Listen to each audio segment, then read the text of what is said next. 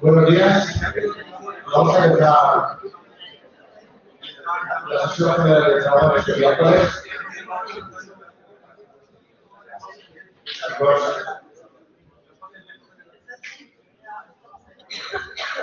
Empezamos la sesión de trabajo de estudiantes.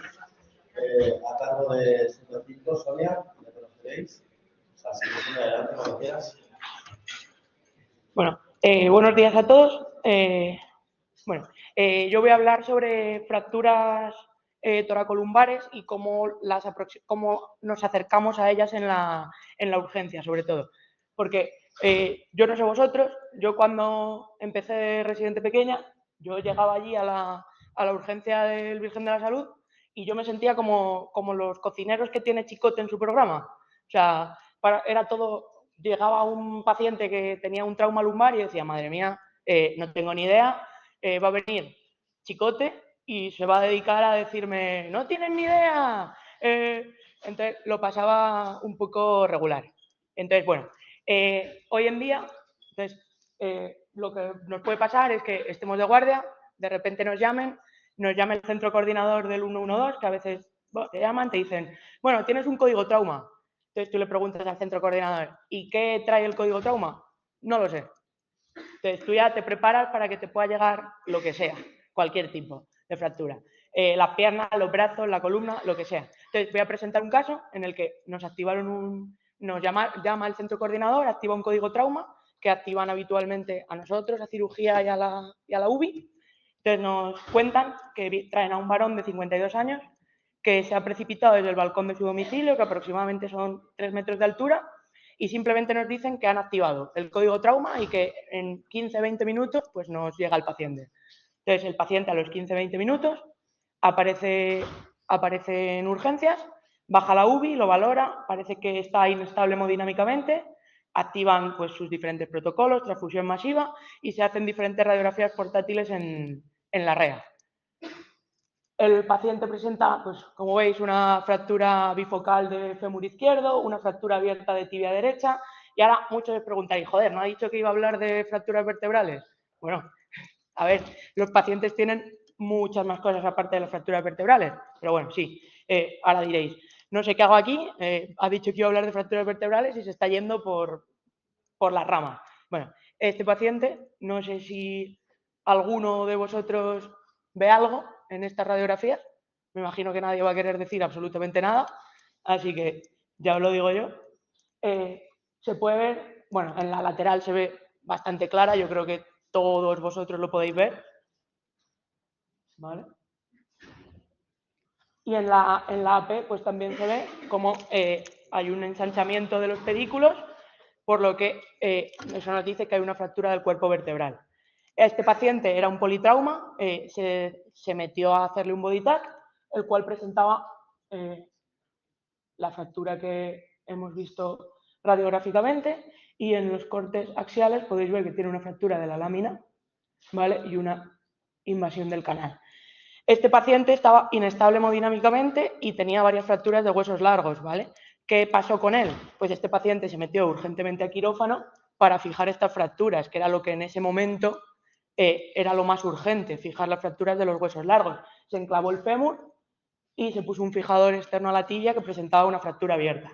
Vale, y ahora ya sí que me voy a meter en qué hacemos con las fracturas en urgencias. Pues cuando nos llega un paciente a la urgencia, lo primero que tenemos que hacer es, ya lo sabéis todos, hablar con ese paciente. En general el paciente va a poder hablar y si no puede hablar lo va a traer alguien que pueda hablar o tendrá un acompañante que pueda hablar.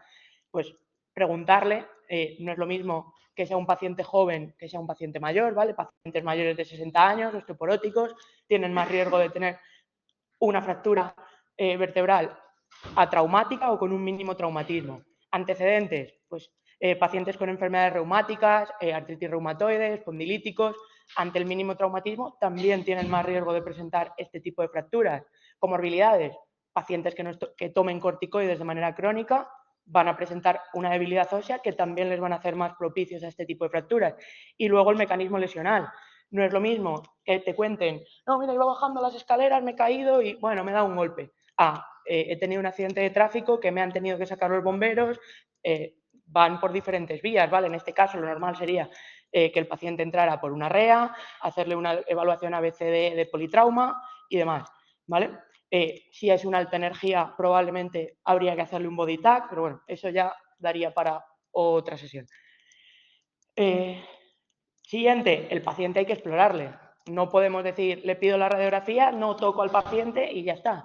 No, al paciente hay que explorarle, ver si le duele. Nosotros, pues habitualmente, palpar la línea media de la columna, ver si tiene dolor a ese nivel, hacerle una exploración neurológica sistemática y reglada, ver la fuerza por los grupos musculares, ver si tiene sensibilidad por los dermatomas, hacerle los reflejos. Eso no es diferible, o sea, no puede ser coger y decir, bueno, le pido la radiografía y luego ya le exploro. No, lo normal es que tú veas a ese paciente y le explores y tú ya sepas lo que le vas a pedir. ¿Vale? Muy importante que si el paciente presenta algún tipo de lesión neurológica, se aplique la escala ASIA, que tampoco debería ser diferible. La escala ASIA, muchos ítems, nos va a dar, si tenemos una lesión neurológica, aparte del tipo de lesión ASIA, va a ser muy importante para el pronóstico de ese paciente a largo plazo, ¿vale? O sea, qué probabilidades tiene de recuperación ese paciente. Y luego ya por último, ¿qué pruebas solicitamos? Pues en general lo que vamos a hacer es solicitar radiografías simples, como en primer caso, ¿vale? Pacientes que tengan dolor en línea media de la columna, más de 50, 60 años, porque como he dicho, incluso pacientes que tengan un dolor atraumático pueden presentar fracturas, pacientes que tengan enfermedades reumáticas, que nos cuenten que toman corticoides y luego ya, pues si tienen pacientes que vengan en estado etílico, con el estado mental alterado o que hayan tenido una alta energía, también vamos a solicitarle radiografía. Si haya sido un mecanismo de muy alta energía, directamente, en muchos casos, va a ir directamente al body tag. Vale, y ahora ya nosotros le pedimos la radiografía. ¿Y qué tenemos que ver en esa radiografía? ¿Qué es lo que debemos buscar? Pues en principio, en una proyección AP, tenemos que ver lo que nos han dicho toda la vida, los pedículos, que no estén tuertos, que tengan una buena definición y que se vean bien. Ver el contorno del cuerpo vertebral, que no esté disminuido de altura, que no se aprecie ninguna fractura. Ver las láminas, ¿vale? Que se ven ahí, ver que tampoco haya ninguna alteración a ese nivel, ver las apófisis espinosas, seguirlas, ¿vale? Y ver las apófisis transversas, que no se aprecien fracturas a ese nivel. ¿Qué nos vamos a poder encontrar nosotros en estas proyecciones que nos hagan sospechar una fractura? Pues bueno, si vemos una pérdida de altura del cuerpo vertebral, ¿vale? Tenemos una altura normal y esto que es mucho más pequeñito, pues eso va a estar roto. Un aumento de la distancia entre los pedículos, lo mismo, tenemos una distancia y una distancia iguales y una distancia que aumenta, pues probablemente haya habido una compresión que haya hecho que haya un aumento de la distancia entre los pedículos. Lo lógico es que si vemos una radiografía P, ahí haya una lateral, ahí haya una fractura. Esto creo que no hay ni que explicarlo. O sea, si ves eso, ahí va a haber una luxación seguramente. Ahí sí que podéis empezar a asustaros un poco más. Si hay un aumento entre el espacio de las espinosas, ¿vale? O sea, si veis espinosa, espinosa, espinosa, y el espacio que hay entre ellas es muy similar. Si el espacio que tenemos está mucho más aumentado, tenemos que sospechar que va a haber lesiones. A lo mejor no son óseas, pero podemos tener lesiones ligamentosas en la columna. Tenemos que sospecharlas. Y por último, también podemos ver fracturas, ¿vale? Si vemos una fractura ya directamente en la radiografía P, pues ya no hay mucho más que pensar, está roto. En la proyección lateral, ¿qué tenemos que ver? Pues la alineación, ¿vale? La parte anterior de los cuerpos vertebrales, que siga la línea, la parte posterior de los cuerpos vertebrales, que también siga la línea, y la línea de las espinosas, ¿vale? Que todas estas líneas se continúen, que no haya una luxación. Lo mismo, ¿vale? Seguir ver los cuerpos vertebrales, que todos tengan más o menos el mismo tamaño, que no haya disminuciones de su altura, y las apófisis espinosas, ¿vale? O sea, porque toda lesión en una apófisis espinosa podemos sospechar que haya una lesión en el cuerpo vertebral, el cual más adelante veremos que cambia el tratamiento de las fracturas. Y entonces, ¿cómo lo vamos a ver nosotros? Pues lo dicho, podemos ver que hayan perdido altura, ¿vale? El muslo anterior, podemos verlo como una angulación, una cifosis, nos va a llevar a una cifosis segmentaria, ¿vale? La pérdida de altura, sobre todo si ocurre a nivel de los tránsitos, a nivel de la charnela, el tránsito entre la columna dorsal y la columna lumbar, lo que va a hacer es que ese paciente se eche para adelante y se cifose, ¿vale? O sea, que haya un ángulo aumentado. Que aumente la distancia entre las espinosas, que como he dicho se puede ver en la AP, pero se va a ver mucho mejor en la radiografía lateral. Nos va a indicar que puede haber lesiones a nivel ligamentarias, que nos va a decir que estos criterios de inestabilidad de la fractura. Y pérdida de altura del muro posterior, pues igual que lo podíamos ver antes en el muro anterior, lo vemos en el muro posterior, y abultamiento de él, que esto en muchas ocasiones nos puede indicar que puede haber algún fragmento hacia el canal. Y luego las fracturas de las espinosas. Se ve un poco mal, la verdad. Yo no sé vosotros, yo desde aquí lo veo fatal. La fractura de la espinosa asociada a una fractura del cuerpo vertebral ya nos dice que eso nos va a decir que son fracturas ya de una clasificación mucho mayor y que generalmente van a ser inestables, que van a necesitar un tratamiento quirúrgico. Y por último, esto es muy sutil, lo intenté medir y la verdad es que no se ve muy bien. Si una traslación de la vértebra inferior respecto a la superior mayor de 3 milímetros, o sea, súper sutil, nos va a indicar que es como un signo indirecto de que puede haber una luxación facetaria. Entonces también debemos estar un poco atentos a ese signo. La verdad es que es bastante sutil y difícil de ver. Luego ya, nosotros, ¿cómo clasificamos este tipo de fracturas a nivel morfológico por el tipo de fractura? Pues en función de si afectan sobre todo cuerpo vertebral, la AO, que es bueno, como un poco la Biblia de la clasificación de las fracturas en traumatología, las clasifican 3 tipos. El tipo A, que afectan sobre todo a nivel del cuerpo vertebral, el tipo B, que afecta también a las bandas de tensión, ya sea posterior o anterior, y la tipo C, que son las fracturas luxación. La tipo A, pues bueno, la acero, que es prácticamente pues, espinosas, transversas y demás, que no son aisladas, que no van a requerir tratamiento, y luego, bueno, pues en función de si afecta a un platillo, a los 2 platillos, si afecta al muro anterior, al muro posterior, pues las vais clasificando a 1, a 2, a 3, ¿vale? O sea, no voy a entrar mucho en ello, porque esto seguiría un poco de largo y no creo que sea el objetivo de la sesión para vosotros. Y luego lo que he dicho, las tipo B, ¿vale? Cuando ya te afectan al cuerpo y te afectan a los elementos o posteriores, si es B1 o B2, óseos o ligamentosos, y B3 si afecta a la parte anterior, ¿vale? Y la tipo C, pues fracturas luxaceanas, ¿vale? Serían la mayor urgencia. En estas ya sí que suele existir compromiso neurológico, y es la que cuando tú ves, pues sí que te asusta. Tú ves eso y dices, oh Dios mío, ¿qué hago? Voy a llamar a quien sea ya. Bueno, pues tampoco hay que ser tan así. En general, luego hay muchas formas, ¿vale? De cómo, de muchas escalas de esta fractura, para darle puntuaciones y ver un poco qué se hace. Quizá la más básica, aunque no sea la que más se está usando ahora mismo, es el TRIX, ¿vale? O sea, quizá ahora hay clasificaciones que tengan más validez, pero esta quizá sea la más sencilla y la que más fácil puede aplicar todo el mundo. ¿Por qué he contado la morfología? Porque cuenta la morfología de la fractura, en función de qué tipo de fractura tengamos, le va a dar una puntuación.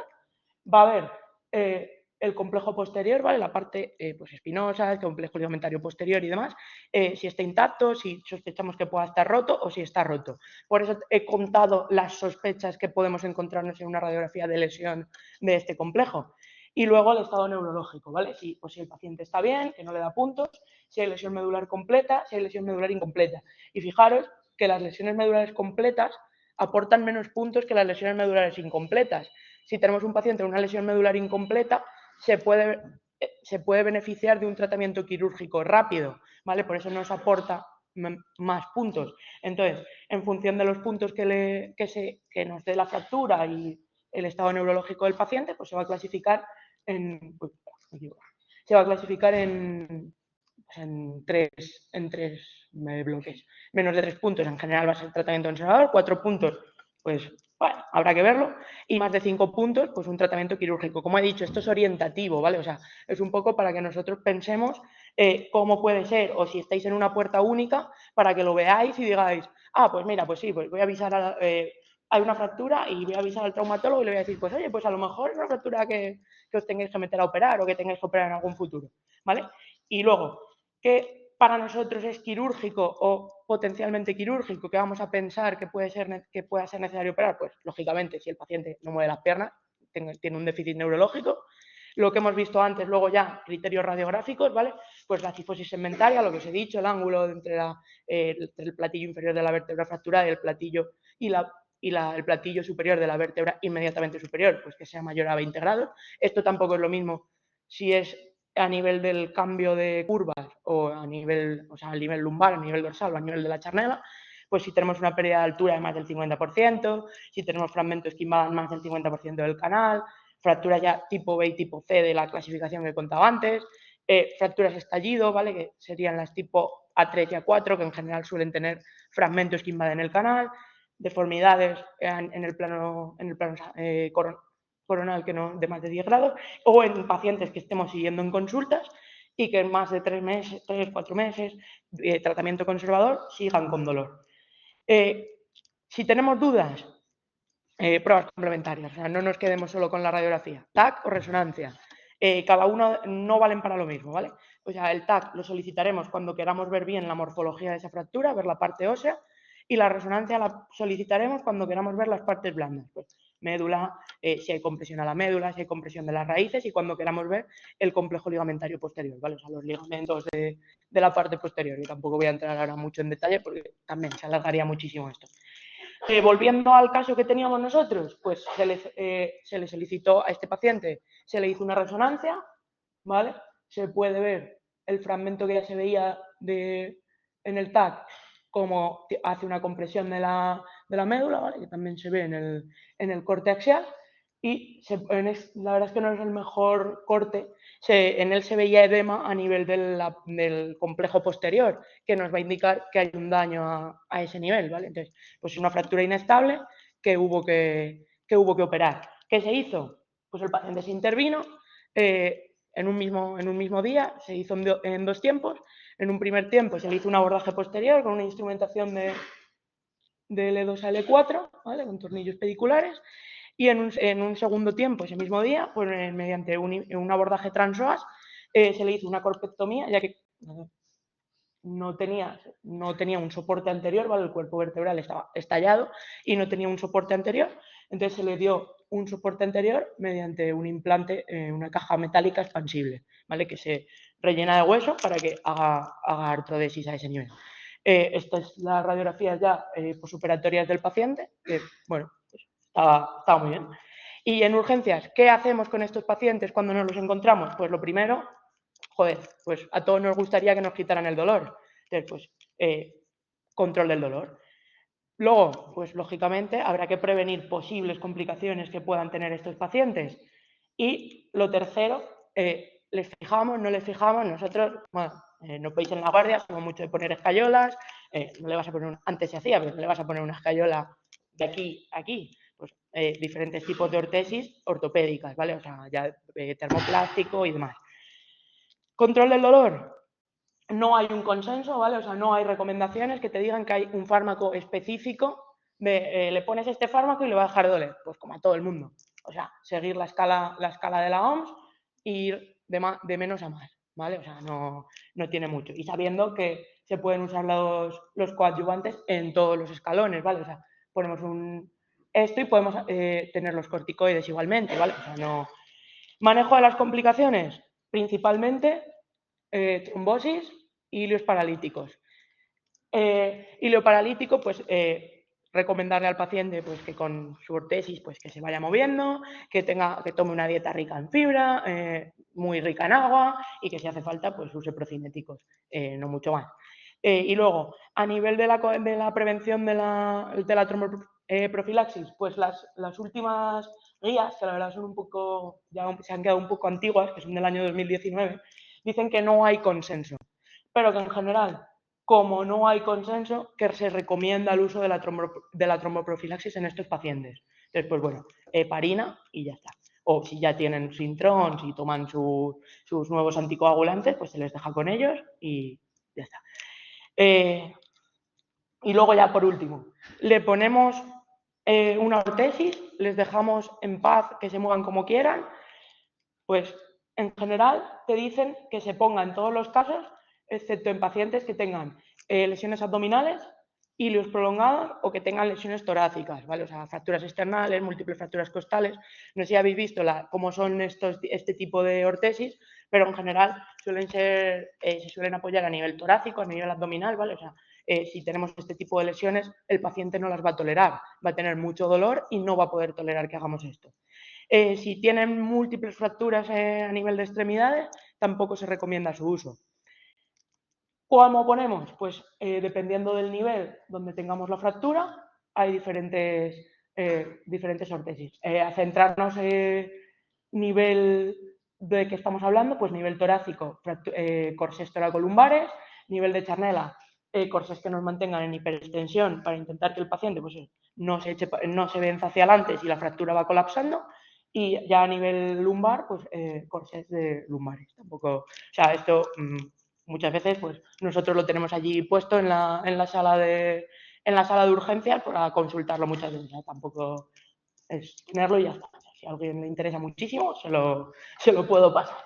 Y luego, pacientes muy mayores. O sea, no es lo mismo el paciente que he presentado que tiene un accidente, o sea, se cae de 3 metros de altura, viene como politrauma, que el paciente mayor que te viene, bueno, es que me duele la espalda, no me ha dado ningún golpe, o bueno, me caí un poquito, me caí de la silla y desde entonces pues como que me duele un poco la espalda. Lo primero, no es lo mismo el paciente de la derecha, el paciente que mayor, pero bueno, va por sus nietos al colegio, tiene una vida normal, sale a caminar con sus amigos, que el paciente de la izquierda que se pasa más tiempo aquí en la planta de medicina interna que en su casa. O sea, lo primero, ver esto, ¿vale? O sea, no los vamos a tratar igual.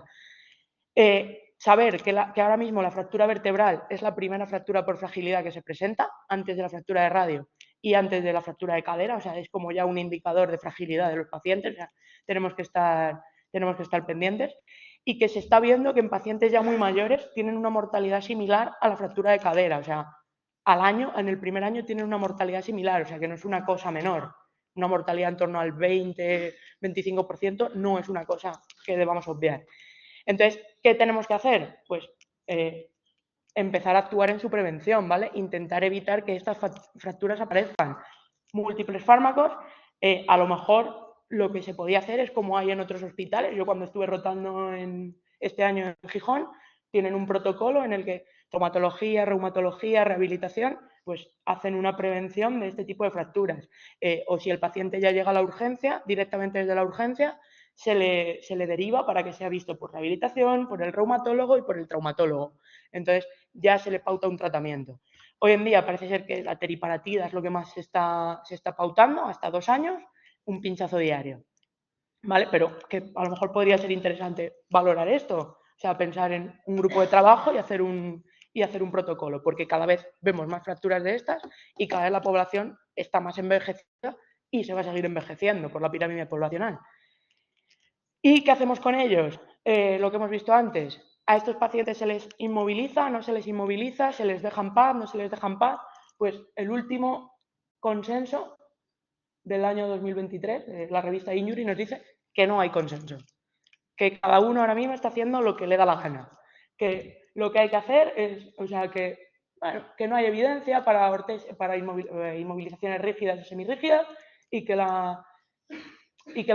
que hay que ver al paciente en su conjunto. Lo que hemos dicho antes, no es lo mismo el señor que se pasa más tiempo aquí en el hospital que la persona que tiene una vida activa, que camina, que hace una vida completamente normal y que probablemente haga más cosas de las que hago yo. Entonces, ¿qué nos dice? Que lo que se hace falta ahora mismo son ensayos clínicos que nos digan qué hacer. Entonces, ahora mismo no hay un consenso. ¿Qué hacemos? Pues ver un poco el paciente y decidir en función a eso. En general, si el paciente está bien, le vamos a inmovilizar. Lo que he dicho, si el paciente es un abuelo que no hace absolutamente nada, pues le vamos a dejar que esté cómodo, a lo mejor una fajita de estas de farmacia sin más y ya está. ¿Por qué presento esto? También porque son importantes, ¿vale? Sabemos una fractura, esto era una señora de 66 años, fractura osteoporótica, doble nivel, L1 de 11, bueno, es una señora, 64 años tenía en ese momento, se cae de propia altura, presenta estas fracturas y en la urgencia se dice, bueno, pues lo tratamos de manera conservadora. Se le puso un corsé y se le mandó a revisión a las consultas, como hacemos habitualmente. Aparece en la consulta y ya pues presenta una deformidad en el plano sagital que ya es una complicación, una de las complicaciones que pueden tener estas fracturas. ¿Y qué pasó con ella? Que de esto a esto pasaron 7 meses. Y no estamos hablando de he puesto un tornillito aquí y un tornillito aquí, no. Estamos hablando de que se ha instrumentado de T3 a L3. O sea, una cirugía con gran morbilidad, o sea que hay que estar pendientes, ¿vale? Y ya por último, estamos en urgencia, nos llega esto, ¿qué hacemos? ¿Lo mandamos a casa? ¿Lo ingresamos? ¿Qué hacemos con ello? Pues en general vamos a ingresar pacientes que tengan alteraciones neurológicas, porque probablemente haya que operarlos incluso a lo mejor en la guardia, fracturas que se consideren potencialmente quirúrgicas, probablemente van a necesitar un TAC, una resonancia, y a lo mejor el TAC sí que no se suele hacer en la guardia, pero muchas veces la resonancia, si no tiene una afectación neurológica, no se realiza en la guardia. Va a tener que ingresar para control y para realizar las pruebas. Fracturas vertebrales en pacientes jóvenes, pues si yo ahora mismo tengo un accidente con mis 29 años, me rompo una vértebra, pues lo normal es que me ingresen, control del dolor, para estudiar y probablemente para tratamiento quirúrgico. Lo dicho antes, también hay que ver a quién se ingresa y a quién no. A la abuela de 70 años con una fractura osteoporótica, pues la mandarás a casa con su medicación, con su prevención de las complicaciones y con su cita. Politraumas, pues habitualmente van a ingresar en UBI, que igual daría para otra sesión, y luego complicaciones médicas. Que el paciente presenta un hilio paralítico, que el paciente viene con una trombosis que habitualmente no suele ocurrir porque se van siempre de aquí con su pauta de heparina. Sobre todo suele ser el hilio. Tienen tanto dolor que hacen hilios adinámicos. A lo mejor el ingreso debería ser un poco a cargo de medicina interna para tratar ya estas complicaciones, no a cargo de trauma, que probablemente sí, la fractura se le va a tratar fenomenal, pero el hilio a lo mejor no tiene su mejor tratamiento, ¿vale? Y para terminar, si nos llega un traumatismo así en la guardia, ¿vale? Lo primero de todo, estar tranquilos, ¿vale? O sea, no deja de ser otro paciente.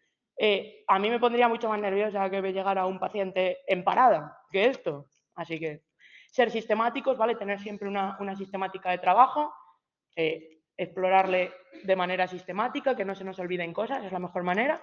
Siempre, siempre, siempre, siempre descartar que el paciente tenga un déficit neurológico. Si lo tiene, aplicar la escala ASIA, porque como ya he dicho, nos va a dar un valor sobre la futura posible recuperación de esa lesión. Mucha importancia preguntarle, pues, enfermedades reumáticas, toma de corticoides, cómo ha sido el mecanismo. Lo dicho, no es lo mismo caerte de, pues si yo ahora me caigo bajando estas escaleras, que si me caigo de ahí arriba, ¿vale? Usar las pruebas complementarias cuando sea necesario, o sea, no pedir por pedir, ¿vale? O sea, los TACs añaden radiación, las resonancias no añaden radiación, pero son necesarias para otras cosas, no pedir por pedir.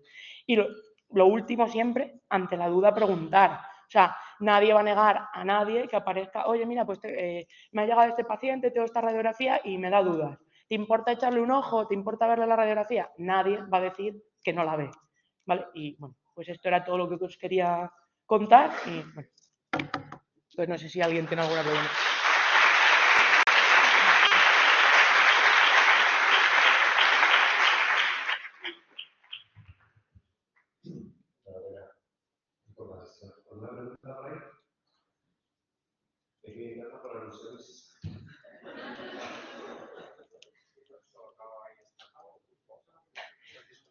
Discutible. Un ingreso compartido.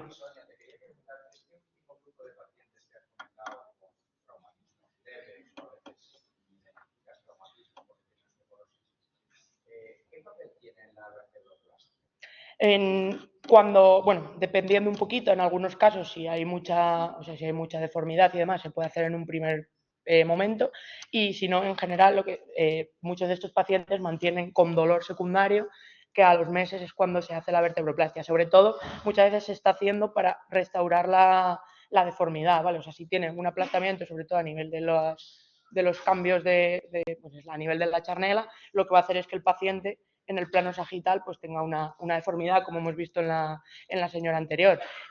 Muchas veces lo que se hace es pues, intentar expandir esa vértebra para intentar reparar un poquito esto y sobre todo para el control del dolor. Paciente más joven, paciente más mayor, 80, 90 años, con una vida más sedentaria, no, en general no tiene ahora mismo, no tiene mucho papel más que para el control del dolor. No sé si te he resuelto la duda o no. La otra va a ser difícil. ¿Alguna pregunta más? ¿Un comentario? Nada, pues enhorabuena también. Gracias por la sesión. Y hasta la próxima vez.